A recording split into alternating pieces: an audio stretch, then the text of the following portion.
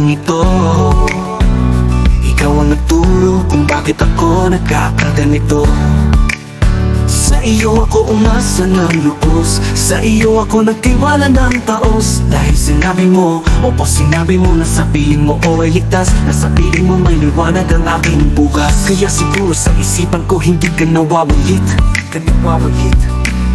kaya siguro sa puso ko ang pangalan mo ay nakaukit. Dahil ang mga alaala mo kahit sa isang saglit, isa hindi ko malilimutan.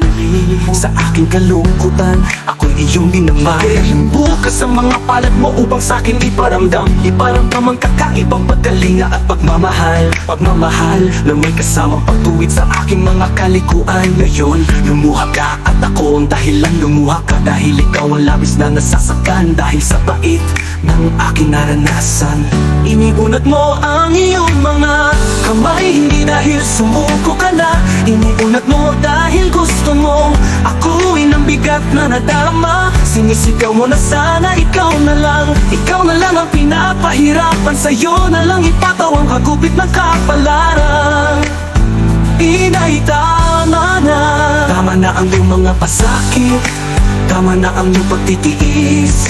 Mula pa sa iyong sinapupunan, minahal mo na ako ng lubos.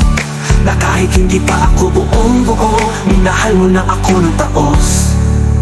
Noong ako'y isinilang ang sarili mo ay iyong kinalimutan. Kinalimutan mo nang dahil sa akin, dahil sa kinalimutan mo ang sakit. Iluwa lang ako na ang kaligtasa'y maangkin. Dama mo man ang kirot, may tamis pa rin ang ngiti. Ang una mong yakap at halik sa aking labi ay hindi ko kayang suklian at ito'y mananatili.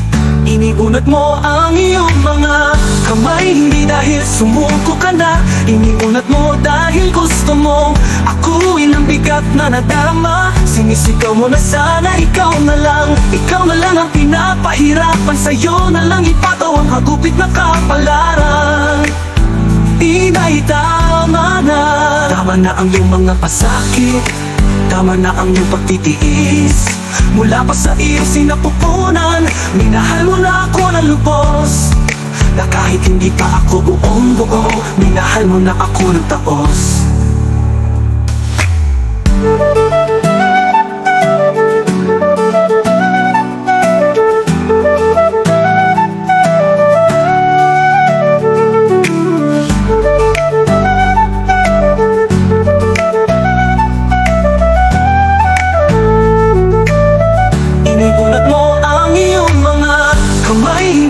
Sumuko ka na, iniunat mo dahil gusto mo ako'y ng bigat na nadarama. Sinisigaw mo na sana ikaw na lang ang pinapahirapan. Sa'yo na lang ipataw ang hagupit ng kapalaran. Inay, tama na. Tama na ang iyong mga pasakit, tama na ang iyong pagtitiis. Mula pa sa iyong sinapupunan, minahal mo na ako ng lubos. Na kahit hindi pa ako buong buo, minahal mo na ako ng taos.